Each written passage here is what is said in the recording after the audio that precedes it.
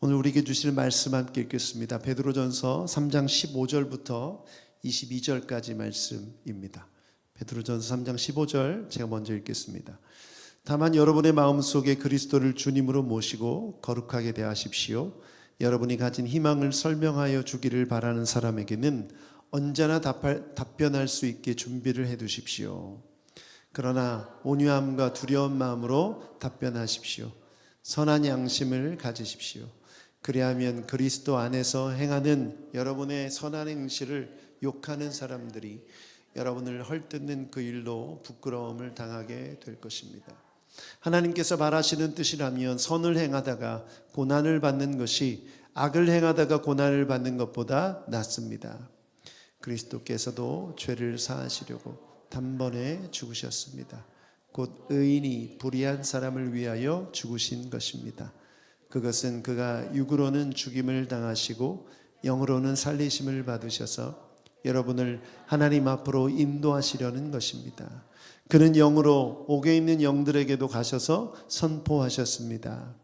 그 영들은 옛적에 노아가 방주를 지을 동안에 곧 하나님께서 아직 참고 기다리실 때에 순종하지 않았던 자들을 말하는 것입니다. 그 방주에 들어가 물에서 구원받은 사람은 겨우 8사람밖에 없었습니다. 그 물은 지금 여러분을 구원하는 세례를 미리 보여준 것입니다. 세례는 육체의 더러움을 씻어내는 것이 아니라 예수 그리스도의 부활을 힘입어서 선한 양심이 하나님께 응답하는 것입니다. 그리스도께서는 하늘로 가셔서 하나님의 오른쪽에 계시니 천사들과 권세들과 능력들이 그에게 복종하고 있습니다. 아멘. 아멘. 베드로전서 오늘 15번째 시간입니다. 오늘 말씀은 양심이 사라진 세상에서라는 제목으로 말씀을 증거하겠습니다. 양심의 털 났냐? 양심의 털 났다. 이런 말 들어보셨습니까? 저는 어렸을 때부터 양심이라는 단어를 많이 들어왔어요. 어른들도 많이 표현했고 저희들도 많이 썼던 단어입니다. 친구들과의 관계 속에서 너 양심이 있냐? 뭐 이런 말을 많이 썼던 것 같아요. 대부분 언제 썼냐면 거짓말을 하거나 속이려 하거나 나쁜 짓을 하려고 할 때 그 말을 썼죠. 그런데 요즘 이 말을 사람들이 잘 안 쓰고 있는 것 같습니다.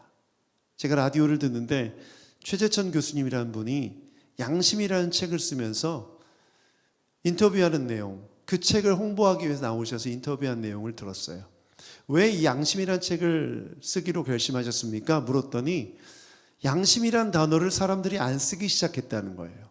예전에는 많이 쓰던 이 단어가 요즘은 사람들이 쓰지 않게 되었다는 거죠. 왜 그럴까?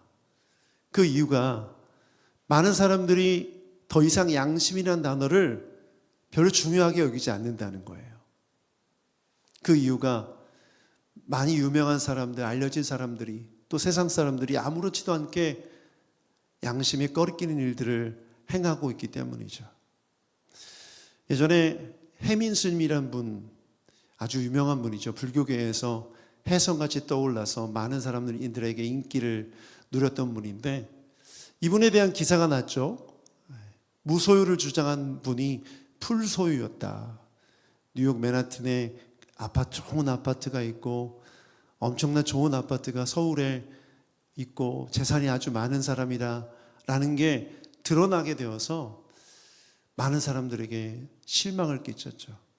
그뿐 아니라 TV에 나오는 많은 정치인들 아무렇지도 않게 거짓말하지 않습니까? 그리고 우리가 속한 이 한국교회 많은 지도자들도 정말 양심이 있다면 저런 일을 할 수 있을까라는 생각이 들 정도로 부끄러운 일들을 아무렇지도 않게 행했죠. 목사님들 같은 경우에는 설교를 표절하면서 아무렇지도 않게 설교를 하고 계시고 대형교회 목사님들이 마치 자기 설교인 것처럼 남의 설교를 베껴서 설교하는 일들이 공개되었음에도 불구하고 많은 사람들이 그 부분에 대해서 심각하게 여기지 않아요. 그리고 예전에 제가 젊었을 때만 해도 어떤 정치인이 도덕적인 문제가 생기면 그 다음 선거에서 떨어지거나 공천을 못 받거나 아주 그 정치계에서 떠나게 되는 그런 일들이 있었는데 요즘은 전혀 그게 문제가 되지 않는 시대가 되었어요. 그러다 보니까 양심이란 단어를 더 이상 쓸 필요가 없어진 거죠. 그래서 최수정 교수님이란 분이 그 양심이란 책을 쓰면서 양심을 회복해야 된다는 그런 내용을 그 책에 담은 것입니다. 여러분, 양심의 정의가 뭐냐면 사전을 보면 이렇게 나와 있어요. 옳고 그름을 판단하게 하는 능력이나 의식입니다. 무엇이 옳고 무엇이 그른지를 판단하게 하는 능력이에요. 그러면 양심에 털났다, 양심이 없다, 이 말은 뭐냐면 옳고 그름을 판단하지 못한다는 거예요. 그른 일을 하면서 틀린 일을 하면서 옳은 것인 것처럼 착각하거나 틀린 일을 하면서 그것을 포장하려는 것이 바로 양심에 대한 비판을 하는 이유인 거죠. 사실 여기까지는 세상 사람들이 모두 공유하는 양심에 대한 이해입니다. 그렇다면 우리 그리스도인들은 어떤 양심을 품고 살아가야 될까요? 하나님께서 모든 사람에게 양심을 허락해 주셨는데 성경을 보면 세 가지 양심이 있음을 알려주고 있습니다. 첫 번째는 선한 양심이에요. 오늘 본문에도 선한 양심이 2번이나 언급되고 있죠. 이 내용에 대해서 조금 후에 자세하게 나누도록 하고, 두 번째는 악한 양심입니다. 선한 양심이 있으면 악한 양심이 있겠죠. 아까 선악을 판단하는, 옳고 그름을 판단하는 능력이나 의식이라고 했기 때문에 악한 양심은 악한 것을 악하다고 여기지 않고 행하는 그런 양심 상태를 말하는 거겠죠. 세 번째는 약한 양심입니다. 약한 양심. 양심이 있긴 한데 선한 양심인데 그 양심을 따라 행동하는 능력과 힘이 부족한 걸 약한 양심이라고 해요. 고린도전서에 보면 바울 사도가 교회 공동체 안에 약한 양심을 가진 성도들이 있다고 말하죠.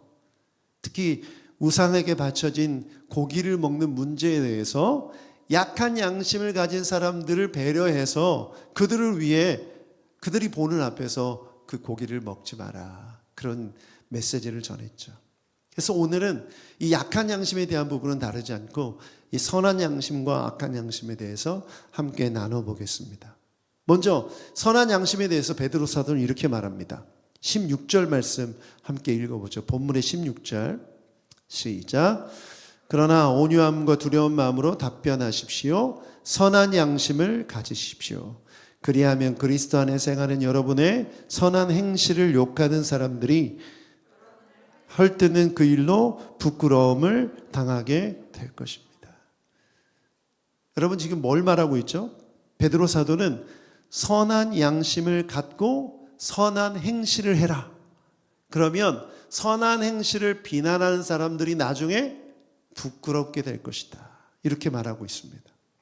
그리고 21절 말씀 함께 읽어보죠. 21절을 보면 선한 양심에 대한 언급이 또 나옵니다. 시작.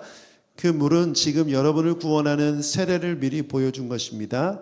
세례는 육체의 더러움을 씻어내는 것이 아니라 예수 그리스도의 부활을 힘입어서 선한 양심이 하나님께 응답하는 것입니다. 여러분, 세례는 뭡니까? 예수 그리스도를 영접하고 믿는 믿음의 표현이죠. 의식이죠. 그래서 세례를 통해서 우리의 믿음이 하나님 앞에 응답하게 되었다. 즉 구원받은 자가 하나님의 뜻을 분별하고 행할 수 있는 능력이 생겼다. 하나님의 뜻에 따른 양심이 생겼다라는 것을 뜻해요. 자, 그러면 이 베드로 사도의 이 메시지를 통해서 뭘 정리할 수 있습니까? 예수 믿는 사람에게는 선한 양심이 있는 거구나. 그리고 이 선한 양심은 하나님의 뜻, 선한 일을 하게 하는구나. 그리고 이런 일을 하면 어떻게 된다? 악한 사람들이 그걸 비방하다가 나중에 부끄러움을 당하게 된다. 그 메시지를 말하고 있는 것이죠. 그래서 15절 16절을 보면 구체적으로 뭘 해야 되는지를 알려주고 있어요. 같이 한번 읽어보겠습니다. 15절 함께 읽어보죠. 시작. 다만 여러분의 마음속에 그리스도를 주님으로 모시고 거룩하게 대하십시오. 여러분이 가진 희망을 설명하여 주기를 바라는 사람에게는 언제나 답변할 수 있게 준비를 해두십시오. 그러나 온유함과 두려운 마음으로 답변하십시오. 선한 양심을 가지십시오. 그리하면 그리스도 안에 생하는 여러분의 선한 행실을 욕하는 사람들이 여러분을 헐뜯는 그 일로 부끄러움을 당하게 될 것입니다. 여러분, 지금 문맥을 보면 무슨 내용입니까? 사람들이, 우리가 선한 행실을 할 때 질문하는 사람들이 호의적인 마음으로 질문한다는 거예요? 아니면 악의적인 마음으로 비난하기 위해 질문한다는 거예요? 비난하기 위해 질문한다는 거예요. 선한 행실을 욕하는 사람들이 너는 그런 거 해서 뭐해? 비난하기 위해서 그런 질문을 한다는 거예요. 그러면 그 사람들에게 어떻게 대답해라? 답변할 준비를 항상 갖고 있고 온유하고 두려운 마음으로 답변해라. 여러분, 우리를 비난하는 사람들이 점잖게 비난합니까? 비웃으면서 욕하면서 비난하죠. 그런데 그 모습을 보면서 나도 화가 나고 나도 분해서 싸우고 다투는 것이 아니라 온유한 마음으로 거룩하게 대답하라는 거죠. 이것이 우리가 해야 할 선한 행실이다. 그리고 이것은 선한 양심에서 나온 선한 행실이다. 그래서 여러분, 13절과 14절 우리가 지난주에 나눈 말씀인데 같이 한번 읽어보죠. 13절과 14절입니다. 시작. 그러므로 여러분을 열심으로 선한 일을 하면 누가 여러분을 해치겠습니까? 그러나 정의를 위하여 고난을 받으면 여러분은 복이 있습니다. 그들의 위협을 무서워하지 말며 흔들리지 마십시오. 여러분, 베드로 사도의 메시지는 이거예요. 초대교회가 믿음을 박해하는 사람들, 신앙을 박해하는 사람들에게 어떻게 대하고 나아가야 될지를 말해주는 거예요. 믿음을 지키고 믿음대로 사는 건 선한 행실인데, 그건 선한 마음에서, 선한 양심에서 나온 것인데, 여전히 악한 양심을 가진 사람들이 우리가 하는 선한 일을 비난하고 비판할 때 그들에게 악을 악으로 갚지 말고 어떻게 해라? 선한 대답을 해라. 온유하게 대답해라. 그것이 우리가 해야 될 일이라는 거죠. 왜냐하면 이것이 예수님께서 하신 일이기 때문에. 예수님이 17절부터 20절까지에 나온 내용인데, 예수님이 어떻게 하셨어요? 죄를 사하시려고 죽으셨고 부활하셨다. 누구를 위하여? 불의한 사람들을 구원하시기 위해. 하나님 앞으로 인도하시기 위해서 그 모든 고난을 다 당하셨다. 그리고 주님은 어떻게 하셨느냐? 옥에 있는 영들에게도 가셔서 선포하셨다. 그리고 그 옥에 있는 사람들이 누구냐? 20절을 보면 그 영들은 옛적에 노아가 방주를 지을 동안에 곧 하나님께서 아직 참고 기다리실 때 순종하지 않던 자를 말하는 것입니다. 지금 읽었는데 이 말씀이 좀 이상하지 않아요? 성경에 있는 난해 구절들, 해석하기 어려운 구절 중에 해석하기 힘든 구절이 바로 지금 읽은 말씀입니다. 19절 말씀을 보면 그는 영으로 옥에 있는 영들에게 가셔서 선포하셨다는 말씀을 어떻게 해석해야 되는가? 여러분, 노아의 방주 때 구원받은 사람 몇 명이죠? 8명이죠. 노아의 방주를 짓는 동안 수많은 사람들이 노아의 방주에 타야만 살 수 있다는 것을 전했음에도 불구하고 그들은 그 배에 타려고 하지 않았죠. 많은 사람들이 그때 죽었어요. 근데 그때 어떻게 되었는가? 지금 이 말씀을 보면 예수님께서 그들을 향해 가서 복음을 전하셨다는 거예요. 말씀을 전하셨다는 거예요. 그래서 이것을 많은 신학자들이 이렇게 여러 가지 해석들이 있는데, 두 가지로 대표적인 그 학설을 소개해드리면, 예수님이 그 당시 노아가 방주를 지을 당시 영으로 임하셔서, 육체로 임하신 것이 아니라 영으로 임하셔서 그들에게 복음을, 그들이 구원받아야 함을, 방주에 타야 함을 선포하셨다라고 해석하는 학자들이 있어요. 어때요, 여러분? 그럴듯합니까? 별로 동의가 안 되는군요. 왜냐하면 성경적 근거가 전혀 없기 때문이죠. 여러분, 대부분 학자들도요, 굉장히 똑똑하고 그럴 것 같지만 다 상상 많이 합니다. 왜냐하면 답을 찾기가 힘들기 때문에. 또 어떤 부류는 이렇게 말하는 분들이 계세요. 예수님이 십자가 달려 돌아가신 다음에 부활하시기 전까지 3일 동안 무덤에 계셨잖아요. 그렇죠. 그때 옥이라는 단어를 지옥으로 계속해서 그 당시 지옥에 있던 영들에게 가서 그들에게 복음을 전하셨다라고 해석하는 분들도 있어요. 이건 또 어때요? 그닥 또 와닿지가 않은 것 같아요. 표정이. 정확하게 무슨 뜻인지 잘 몰라요. 이 내용이. 예수님이 이때 뭘 하셨는지 그것이 무슨 의미인지는 잘 몰라요. 근데 중요한 건 뭐예요? 여러분, 우리가 성경을 읽다가 잘 해석이 안 되고 이해가 안 될 때는 그 문맥에 담긴 이 메시지를 붙들 필요가 있어요. 지금 무슨 얘기를 하고 있어요? 예수님이 죽어가는 영혼들을 구원하시기 위해 그 모진 고난과 고통을 감당하셨다. 이건 뭐다? 선한 행실이다. 선한 행실을 하기 위해서는 어떤 고난과 어떤 어려움도 우리가 다 이겨내야 된다. 그게 베드로 사도의 메시지인 것이죠. 그러므로 지금 베드로 사도를 통해서 우리가 배워야 될 선한 행실과 선한 양심은 무엇입니까? 여러분, 선한 양심은 하나님의 뜻이 옳다라고 믿고 행동하는 것이 선한 양심입니다. 그리고 그것으로 인해서 내 삶 가운데 나타나는 모습이 선한 행실인 것이죠. 여러분, 이것이 우리가 들어야 될 메시지인 것이죠. 저는 그래서 이 말씀을 어떻게 여러분과 나눌까 묵상하면서 이 시대를 살아가는 우리가 품어야 될 선한 양심은 무엇이고 또 드러내야 될 선한 행실은 무엇인가를 생각해 봤어요.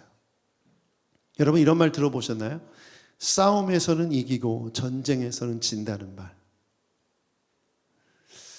요즘 그리스도인들이, 많은 기독교인들이 싸나워요. 우리가 가지고 있는 어떤 진리, 또 우리가 믿고 있는 믿음에 대해서 많은 사람들 앞에서 싸우려고 해요. 믿지 않는 사람들 앞에서, 또 우리를 비난하는 사람들 앞에서. 그 싸움을, 그 논쟁을, 그 토론을 이기면 어떤 의미가 있을까? 별 의미가 없다는 거죠. 오히려 하나님의 뜻이 선하기 때문에 그 선한 뜻에 우리가 순종하며 살아갈 때 사람들이 우리가 살아가는 순종의 모습이 어리석어 보이고 비웃음을 살 만한 모습일지라도 그것이 주님의 뜻이라면 그 선한 행실을 통해 언젠가는 우리를 비난하고 비판하던 사람들이 부끄러움을 당하게 될 것이다.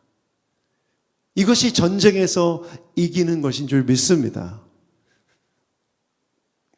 제가 요즘 우리 새노래교회가 위치하고 있는 이 건물의 건물주와 좋은 관계로 있습니다. 예전에는 좀 싸우려고 했었어요. 그분이 갑이고 나는 을이잖아요. 계약서에 그렇게 돼 있어요. 갑, 을, 제가 을이에요. 그러니까 괜히 피해의식이 있어서 무슨 일만 있으면 좀 막 논쟁하려고 하고 따지려고 하고, 근데 저보다 훨씬 센 분이에요. 그래서 언제 한번 이겨보고 싶다는 마음이 들더라고요. 근데 점점 제 마음이 좀 바뀌기 시작했어요. 싸우려 들지 말아야겠구나. 근데 어느 순간부터 늘 항상 저는 부탁하는 입장이었는데, 아니 이분이 저한테 막 부탁하는 일들이 생기는 거예요. 신기하죠. 신기하죠. 그리고 뭘 요구하거나 뭘 말해도 네, 좋습니다. 알았습니다. 알겠습니다. 당연히 해드려야죠. 제가 굉장히 흔쾌히 그 건물주의 요구사항을 들어주고 했던 모습을 보였더니 이제는 저에게 부탁을 하고 논의하는 일들이 생기기 시작하는 거예요. 아주 작은 예지만 제가 무슨 말씀을 드리려고 하는지 아시겠죠? 요즘 그리스도인들이 선한 양심을 가지고 선한 행실을 보이는데 너무 싸나워요. 폭력도 서슴지 않으려고 해요. 목소리가 크고. 예전에는 초대교회 당시에는 소수 중에 소수였기 때문에 아무리 많이 모여서 그 힘을 보여주려고 해도 그렇게 하지 못했겠죠. 그럼에도 불구하고 성경을 통해서 주시는 메시지는 뭐냐면 그 숫자가 많고 적음이 중요한 것이 아니라, 힘이 많고 적은 것이 중요한 것이 아니라 온유하고 거룩하게 겸손하게 하나님의 선한 양심을 따라 하나님의 뜻을 이루며 행하는 것, 그것이 오늘 우리가 본받아야 될 모습인 줄 믿습니다. 그래서 저는 이 시대를 살아가는 그리스도인들이 우리의 뜻, 우리의 생각을 관철시키는 방법에 대해서 한번 생각해 봐야 돼요. 내가 그리스도인으로서 내가 속한 직장에서, 가정에서, 관계 속에서 나는 어떤 모습으로 살아가고 있는가?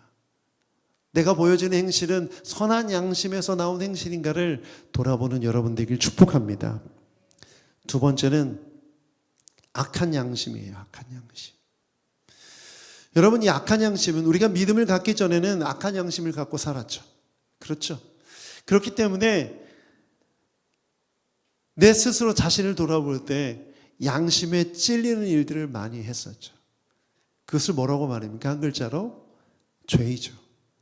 그런데 선한 양심이 우리 안에 들어와서 어떻게 됩니까? 아, 그것이 악한 일이었구나, 주님 보실 때 기뻐하시지 않는 일이었구나라는 것을 분별하게 되죠. 분별하게 돼요.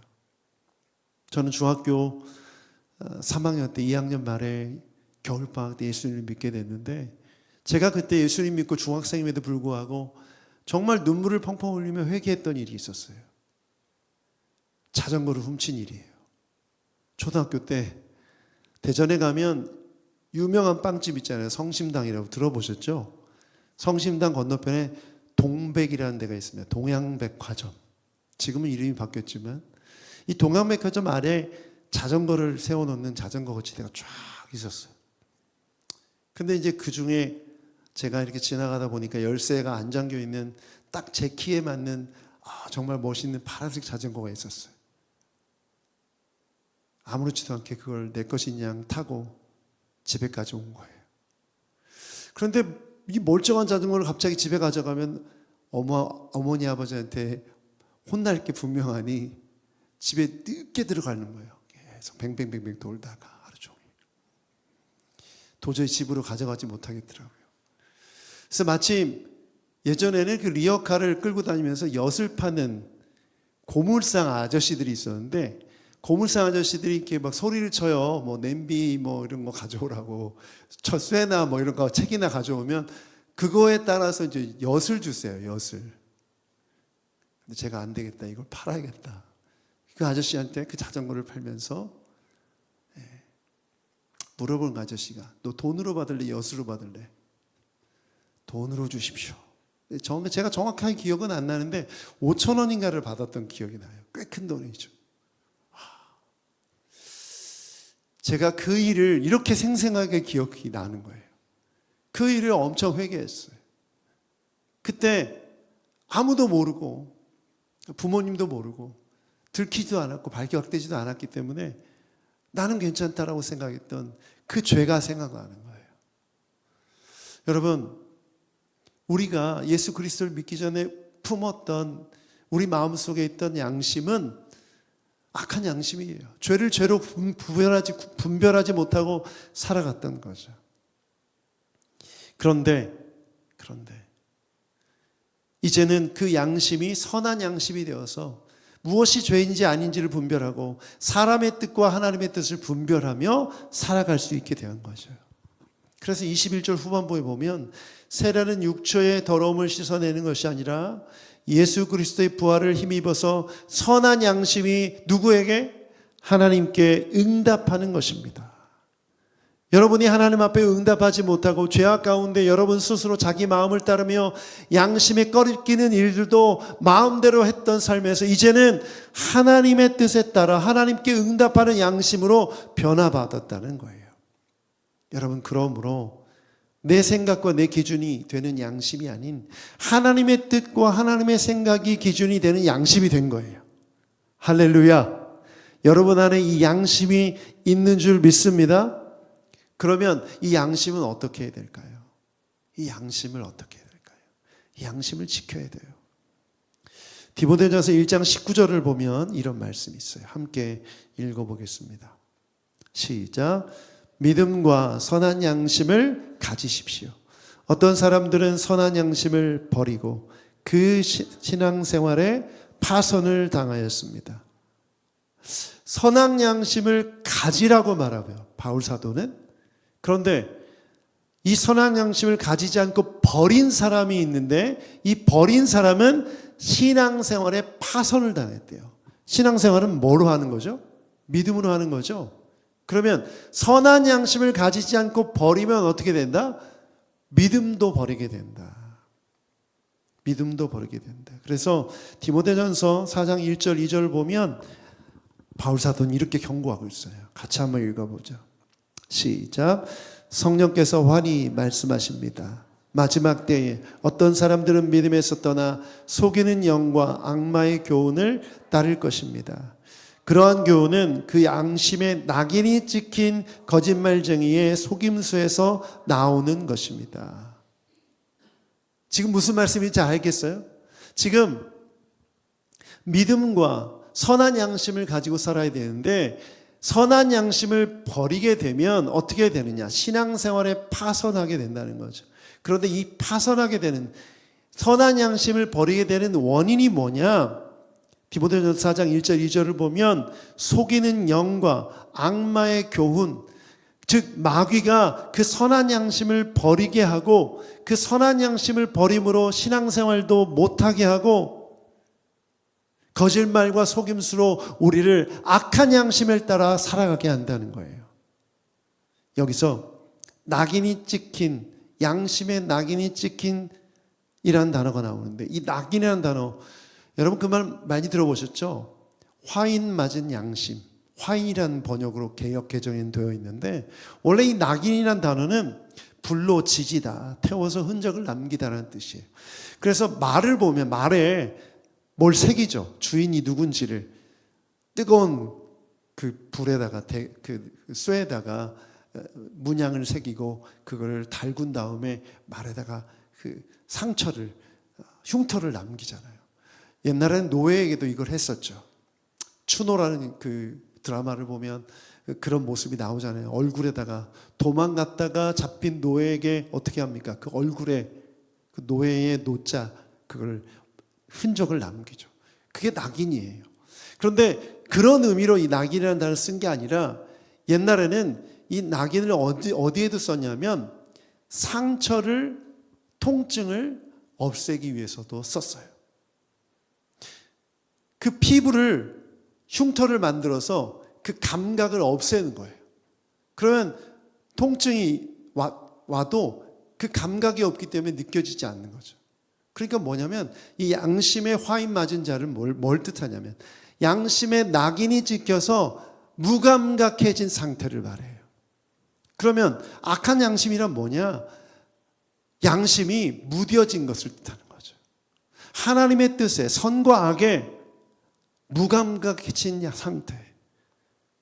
그것이 디모데전서를 통해서 경고하는, 바울 사도가 경고하는 그런 상태라는 거예요. 그렇다면 질문이 생겨요. 왜 이렇게 양심이 무뎌지는가?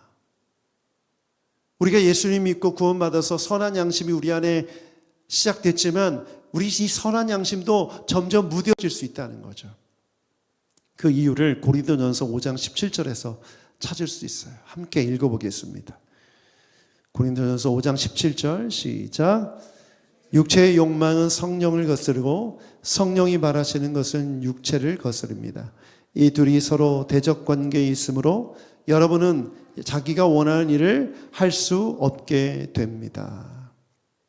양심이 두 개입니까? 악한 양심도 있고 선한 양심도 있고, 그렇지 않죠? 양심은 하나예요. 그런데 이 양심이 하나님의 선한 일, 그 선한 일을 분별해서 성령이 바라시는 것을 선택하면 성령의 열매를 맺는 거죠. 사랑, 희랑, 화평, 온유, 절제. 그런데 육체의 소욕, 육체의 뜻을 선택하면 어떻게 됩니까? 육체의 결과를 맺는 거죠. 우상숭배, 마술, 원수 맺음과 다툼과 시기, 분냄, 분쟁, 분열, 파당, 질투, 이런 일들이 삶에서 나타나는 거예요. 누가 봐도 이건 선한 일이 아니죠. 그러므로 우리의 양심의 하나님의 뜻에 반응하며 선한 일을 행하면 선한 행실을 통해 성령의 열매를 맺지만, 우리의 양심이 악한 일을 선택하며 그것을 따라가다 살다 보면 우리의 양심은 어떻게 된다고요? 낙인이 찍혀서 무뎌져서 악을 악으로 여기지 않고 그렇게 살아가게 되고, 결국 이런 삶은 어떻게 되냐? 믿음에서 떠나게 된다. 믿음을 버리게 된다라는 거예요. 저는 오늘 이 말씀을 통해서 여러분이 선한 양심, 하나님의 뜻을 선택함으로 여러분의 삶 가운데 선한 행실을 통해 성령의 열매가 맺혀지기를 축복합니다. 그런데 여러분 안에 일어나는 육체의 소욕을 따라서 살아가게 되면 여러분의 양심이 무뎌져 악을 악으로 여기지 못하는 그런 상태에 빠질 수 있다는 것을 생각하고, 그것을 두려워하는 마음으로 오늘 주님 앞에 나아가야 되는 줄 믿습니다. 그래서 오늘 우리의 질문은 이것이어야 돼요. 내 양심은 지금 무엇에 반응하고 있는가? 내 양심은 무엇에 반응하고 있는가? 하나님이 기뻐하시는 하나님의 뜻에 내 양심이 반응하고 있는가? 아니면 세상적인 일들, 육체의 소욕에 반응하고 있는가? 성경 말씀인가? 아니면 사람들의 말인가? 아니면 내 속에 일어난 내 생각인가? 아니면 주님의 뜻인가? 여러분, 이것을 분별하고 순종하는 여러분 되길 주님의 이름으로 축복합니다. 그렇지 않으면 여러분의 양심이 점점 무뎌질 거예요. 점점 무뎌지면 죄가 죄로 여겨지지 않게 되는 거죠. 시편 73편 21절 보면 이런 말씀이 있어요. 같이 한번 읽어보겠습니다. 시작. 내 마음이 산란하며 내 양심이 찔렸나이다. 이 시편 기자의 이 고백이 저한테 굉장히 와닿았어요. 양심이 찔린다. 여러분, 성령이 여러분 안에 내주하심을 믿으십니까? 성령이 어떤 역할을 하시죠? 여러분이 악을 선택하려고 할 때, 양심이 무뎌질 때 찌르는 거예요. 여러분이 어떤 생각을 하건 어떤 행동을 하건 어떤 선택을 할 때 여러분의 양심이 성령의 찔림을 받고 있다면 그건 좋은 신호예요. 좋은 신호예요. 좋은 신호예요. 제가 요즘 허리가 안 좋아서 한의원을 가고 있습니다. 한의원을 가는데 이 첫째 날 막 침을 이렇게 놓고 부항도 뜨고 막 엄청나게 허리에 많은 것들을 하더라고요. 처음에 막 너무 아프고 이게 살짝 닿기만 해도 아프더라고요. 근데 이제 얼마나 많이 부항을 했는지 3일째 오늘 갔는데 침을 놓는데 침을 놓고 있는지도 몰랐어요. 이 감각이 없어진 거예요. 찌르고 있는데 찌르고 있는지를 모르는 거죠. 그래서 이게 낫고 있는 게 맞나라는 생각도 들지만 어쨌든 허리가 많이 좋아지긴 했습니다. 여러분, 지금 여러분의 양심이 무뎌지면 무뎌질수록 성령이 여러분의 양심을 찔러도 느끼지를 못하겠죠. 그런데 만약 성령께서 내 양심을 찌르고 계시는 게 느껴진다면 여러분, 그건 아직 기회가 있는 거예요. 여러분의 양심이 선한 양심으로 회복되어서 선한 행실로 하나님 앞에 영광 돌릴 수 있는 기회가 있는 것이죠. 그런데 내가 어떤 악한 생각을 하는데, 악한 일을 도모하려고 하는데, 누군가를 미워하는데 찔림이 없다? 성령의 찔림이 없다? 여러분, 이것은 여러분의 양심이 건강하지 않다는 증거예요.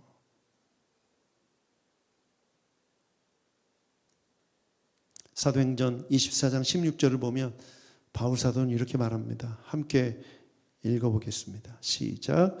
그러므로 나도 언제나 하나님과 사람 앞에서 거리낌 없는 양심을 가지려고 힘쓰고 있습니다. 언제나. 그리고 누구 앞에서? 하나님과 사람 앞에서. 어떤 분들은 이렇게 말해요. 나는 하나님 앞에서 떳떳합니다. 이거 굉장히 위험한 말이에요. 사람 앞에서도 떳떳해야죠. 사람 앞에서도. 제가 이 말씀을 보면서 그런 생각이 들었어요. 내가 사람 앞에서도 떳떳하고 하나님 앞에서도 떳떳한 양심을 가진 목회자가 되고 있는가, 그런 목회자인가를 돌아봤어요. 요즘 한국 교회가 많은 비난을 받고 비판을 받고 있죠. 기독교인들이 정말 예전에 일제시대 때만 해도 믿을 만한 사람들, 양심적인 사람들이라고 칭찬받는 그런 교회였는데, 지금은 사기꾼들만 모여 있고 정말 못된 사람들만 있고 이기적인 사람들만 있다라고 비난을 받고 있죠. 그 모든 책임에는 누가 누구를 나무랄 거 없이 목회자의 책임이 가장 크다고 생각합니다. 그래서 누구를 말하기 전에 저를 한번 돌아봤어요. 정말 나는 하나님과 사람 앞에서 꺼리낌이 없는 양심을 갖고 있는 목회자인가? 저를 돌아봤어요. 그리고 계속 돌아보고 있는 중입니다. 이것은 하나님 앞에, 정말 천국에 가서 하나님 앞에 설 때까지 끊임없이 계속해서 돌아봐야 될 주제인 것 같아요. 한 번으로 끝나는 것이 아니라 매일 교회 재정을 쓸 때라도 10원 하나라도 1,000원짜리 하나라도 1,000원 하나라도 허투루 쓰지 않기 위해, 어떤 말을 할 때 정말 정직하게 거짓 없이 말하고, 어떤 예를 들 때도 부풀리거나 또 혹은 축소시키지 않고, 하나님과 사람 앞에서 사람들의 인기를 위해서 혹은 나 자신을 변호하기 위해서 아무렇지도 않게 거짓말하는 그런 목회자가 되지 않기 위해 나 자신을 날마다 돌아봐야 되겠구나, 힘써야겠구나. 그렇지 않으면 목회자도 금세 넘어지죠. 그 양심에 털이 납니다. 여러분은 어떠세요? 여러분은 어떠세요? 정말 사람과 하나님 앞에서 꺼리낌 없는 양심을 갖고 살아가고 있습니까? 아니면 성령의 이 양심을 찌르는 그 찔림조차 느끼지 않고 굳어진 상태로 살고 있습니까? 오늘 우리 주님께서 이 시대 속에 살아가는 우리 모두에게 이 말씀을 주고 계세요. 선한 양심을 가지라. 선한 행실을 보이라. 오늘 이 메시지가 우리를 향한 메시지인 줄 믿습니다.